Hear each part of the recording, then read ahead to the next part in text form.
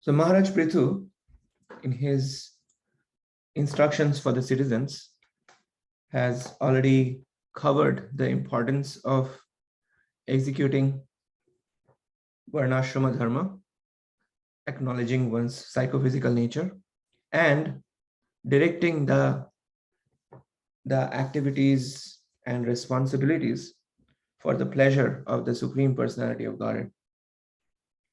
Now, in the final section of his message to the citizens, he's covering how the Supreme Personality of Godhead assumed the position of being the object of all sacrifices, being the goal of the Varnashrama duties, and how important it is to serve the Vaishnavas and the Brahmanas while one is executing devotional service. So that's the main topic in this section. So now, in order to establish the Supreme Lord as the prime beneficiary of all sacrifices, Pṛthu Maharaj first explains how Krishna does not need anything because he is not lacking anything, but he kindly accepts the sacrifices that are performed with the material elements to purify the performers of the sacrifice. And the Lord goes to such an extent that he even accepts sacrifices which are actually meant to satisfy material desires. Like, for example, the worship may be directed towards the worship of the demigods, and the Lord still assumes the position of being the supreme beneficiary. Now, the second part is that, so first he notes the unique position of the Supreme Personality of God as the goal and the object of all sacrifices.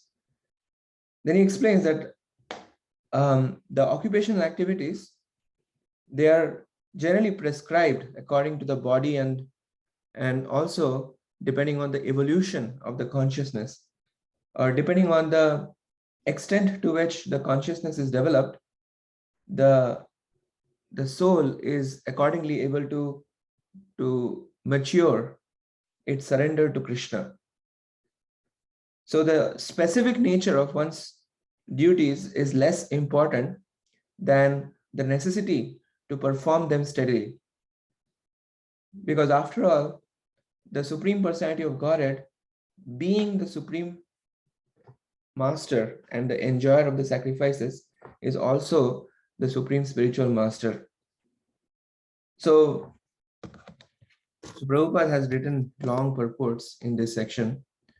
So in the 34th purport, where the position of the Supreme Lord as the transcendental object and objective of all types of sacrifices using various material elements. So Prabhupada there quotes Vishwanath Chakravarti Thakur by saying that Srila Vishwanath Chakravarti Thakur comments that these karmakanda ritualistic ceremonies, although contaminated, contain touches of devotional service, because whenever there is a performance of any yajna, Lord Vishnu is given a central position. This is very important because even a little endeavor to please Lord Vishnu is bhakti and is of great value. A tinge of bhakti purifies the material nature of the performances, which by devotional service gradually come to the transcendental position. This is a very, very interesting take on the sacrifices, because sacrifices are not always acknowledging Krishna as the supreme goal, and yet there is a tinge of bhakti there. So he's continuing, therefore, although such yajnas are superficially material activities, the results are transcendental. Such yajnas as Surya Yajna, Indra Yajna, and Chandra Yajna are performed in the names of the demigods. But these demigods are bodily parts of the Supreme Personality of Godhead. The demigods cannot accept sacrificial offerings for themselves, but They can accept them for the Supreme Personality of Godhead, just as a departmental tax collector of a government cannot collect taxes for his personal account, but can realize them for the government. Any yajna performed with this complete knowledge and understanding is described in the Bhagavad Gita as Brahma Arpanam, or a sacrifice offered to the Supreme Personality of Godhead. Since no one but the Supreme Lord can enjoy the results of sacrifice, the Lord says that he is the actual enjoyer of all sacrifices. So in the third chapter of the Bhagavad Gita, we learn the importance of the yajna. Again, in the fourth chapter, we learn the importance of yajna. In the fifth chapter, Krishna establishes himself as the prime beneficiary of all sacrifices. And here we are learning that even when the sacrifices are directed towards the demigods,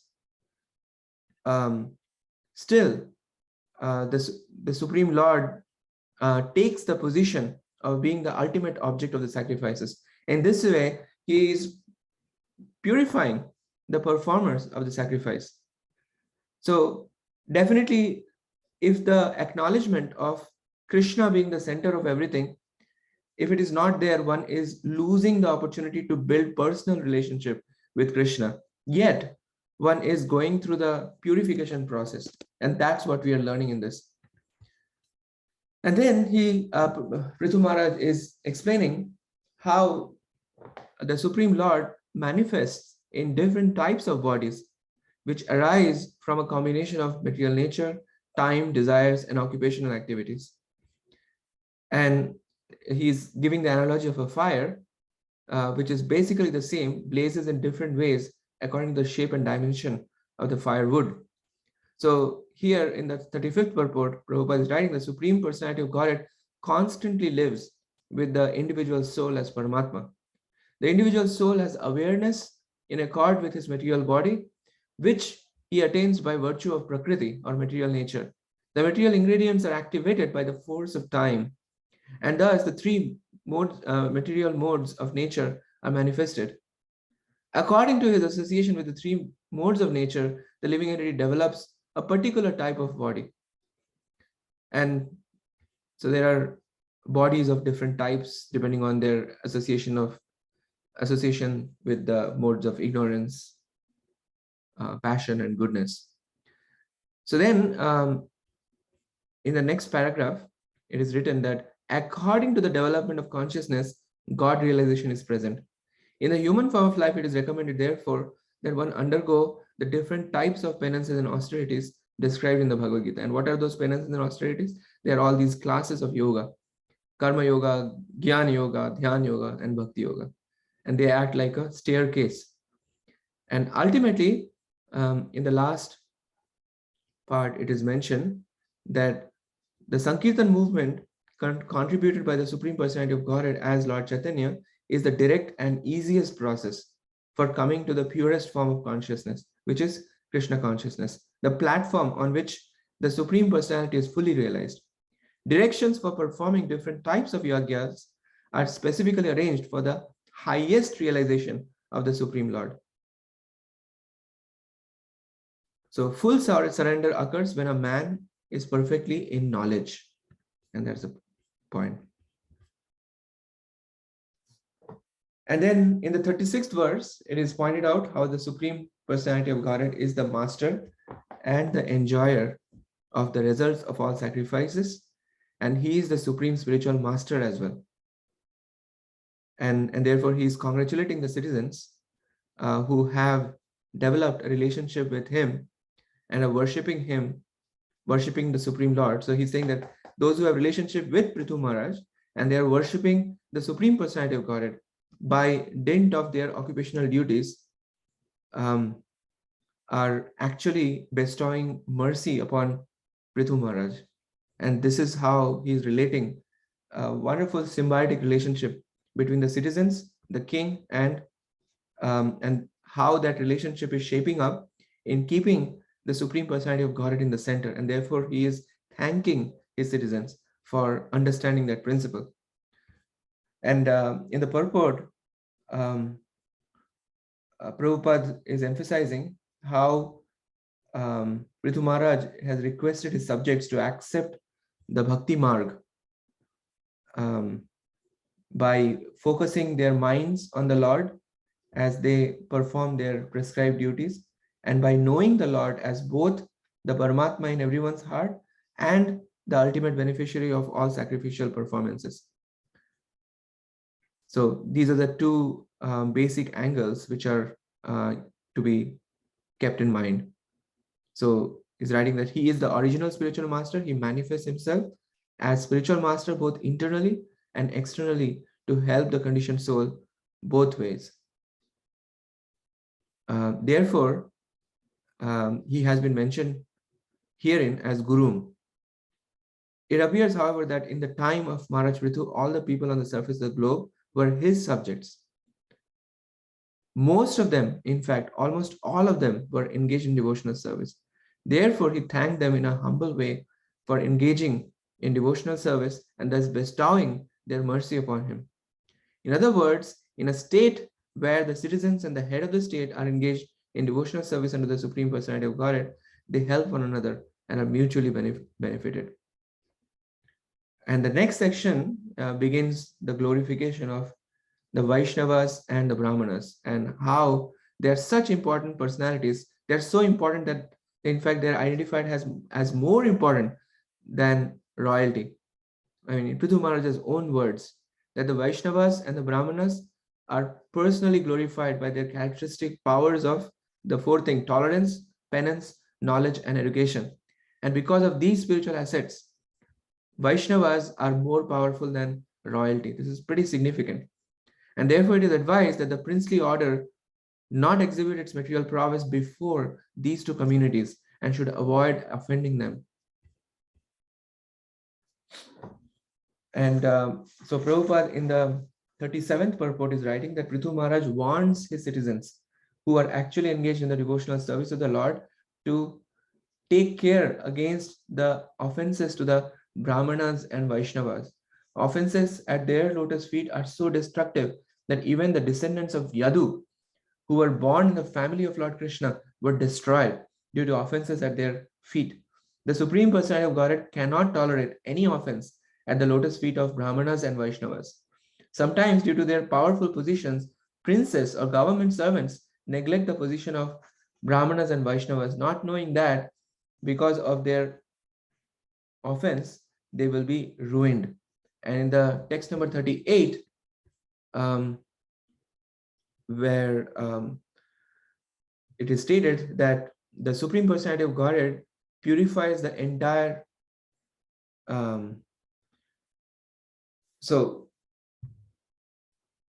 purifies the entire universe by worshipping the lotus feet of those Brahmanas and Vaishnavas. It's pretty significant. So the services to the Vaishnavas are so important, and Prabhupada highlights that in the purport number 38, that in the Bhagavad Gita it is said that the Lord does not need to work to achieve material gain. Since he is perpetually supremely perfect, he does not need to obtain anything. But still it is said that he obtained his opulences by worshipping the lotus feet of the Brahmanas. These are his exemplary actions. When Lord Krishna was in Dwarka, he offered his respects by bowing down at the lotus feet of Narad. When Sudama Vipra came to his house, Lord Krishna personally washed his feet and gave him a seat on his personal bed. Although he is the Supreme Personality of Godhead, Lord Sri Krishna offered his respects to Maharaj Yudhishthir and Kunti. The Lord's exemplary behavior is to teach us. And then after that, we are going to see there is furthermore glorification of the Brahmanas and Vaishnavas and a cautionary note for us how much we should be careful in their presence. So thank you very much.